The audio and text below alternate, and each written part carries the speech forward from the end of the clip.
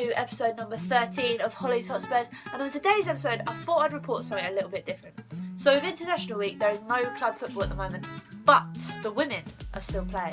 So I was lucky enough to go watch Chelsea versus Tottenham women at the weekend, and I thought what better way to highlight the game and feature it on my channel.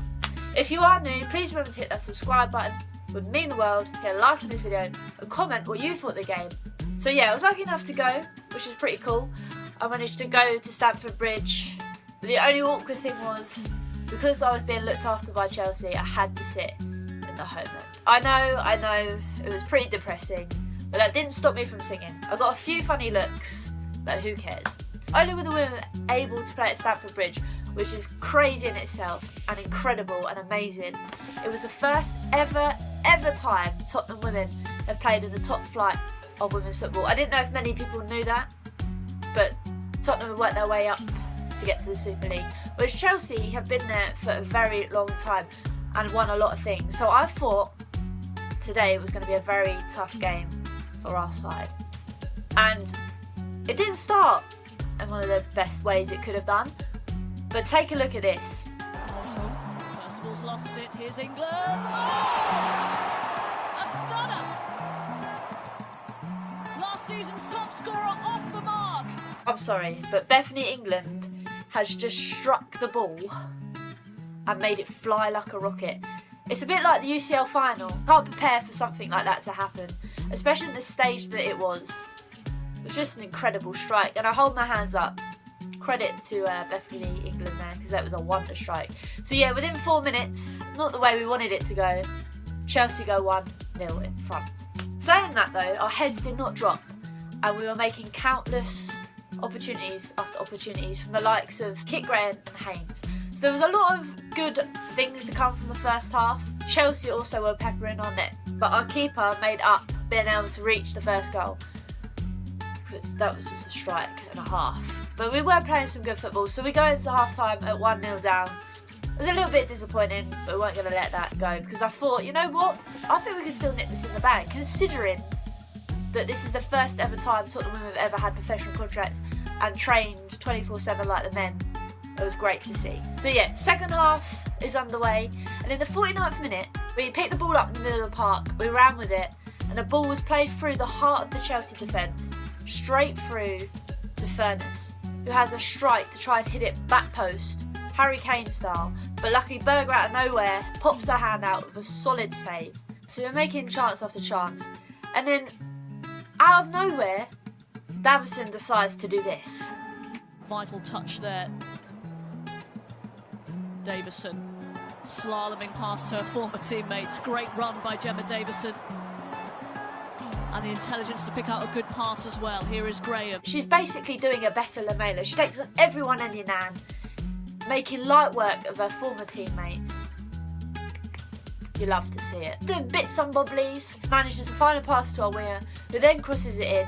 We then have a shot, not hit with a lot of venom, but Berger manages to save it once again. She's very infuriating. She was very good, but the thing that got me, we didn't really hit many of our chances, apart from the one in the 49th minute from Furness. We're very much venom.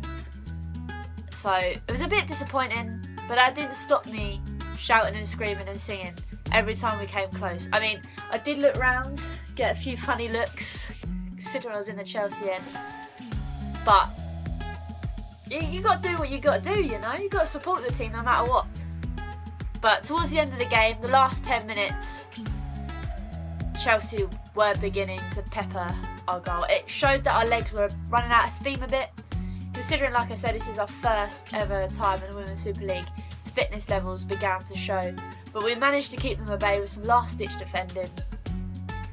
So we can all hold our heads held high, because it was a superb performance from the Tottenham women. Just a bit gutted that goal, obviously, we conceded in the first 4 minutes, because if we didn't concede that, I could have seen us actually nicking 3 points off them if it was still 0-0 after the first 25 minutes. I could see us. I even thought we were going to crawl one back. I think we deserved one with the amount of determination we never gave up. But it wasn't meant to be, so we lost 1-0. But what a day. What a superb achievement for women's football, being able to play a Women's Super League game at Stamford Bridge, and I hope it continues, because I tell you what, the amount of crowds that came in, it was like it was actual game day. It was like it was Chelsea men versus Tottenham men. Like, the crowds were immense. I mean, I think overall only half the stadium was filled, but it didn't feel like that. I think it was better because obviously City played as well. The first ever Manchester derby for the women happened on Saturday, because Manchester United were from last year, and they had to work their way up basically to get in the Women's Super League. But the way they sold their tickets wasn't as good as Chelsea, because City closed part of the stadiums off, so it looked like it wasn't as full. But then obviously City don't have a great following, do they? City fans, I'm just saying, it's a bit quiet at your stadium sometimes. But going back to the Chelsea game, it was so nice. I think over those two games, the amount of people that watched was staggering. So 62,000 people that attended all the games over the weekend in the Women's Super League. Now compare that to last year, it's crazy, because over the 120 games that happened last year, 92,000 people. Yeah, that's it. You heard me right. Of the whole season of the Women's Super League last year, 92,000 people attended. And we've nearly reached that in the first weekend of the Women's Super League. So whether you like women's football or not, whether you it's football at the end of the day. And for me, being a footballer myself, it's quite nice to now see that the younger generation have something like this to look up to. Like, it's phenomenal. So yeah, I thought it'd be something different to report on Women's Super League this weekend, considering I don't really want to sit here and talk about England. I know people say, oh, but the World Cup was great. Yeah, the World Cup was great, but it's gonna sound really thingy. Like, the game at the weekend was quite good, but it's still really boring and really painful to watch. And I thought, you know what? This channel's about Tottenham, so let's incorporate the Tottenham women. So I hope you've enjoyed this video this week. I think I'm going to do more of this. If you have liked this video, please remember to subscribe, and mean the world, hit a like on the video, and comment what you think of the women's football and the women's game. So yeah, thanks again. Hope to see you soon. We'll be back maybe in the next week or so, talking about Tottenham men again, and Tottenham in general, because I think it's nice to incorporate both the sides. At the end of the day, it's Tottenham. We all love Tottenham. So thanks again. See you later.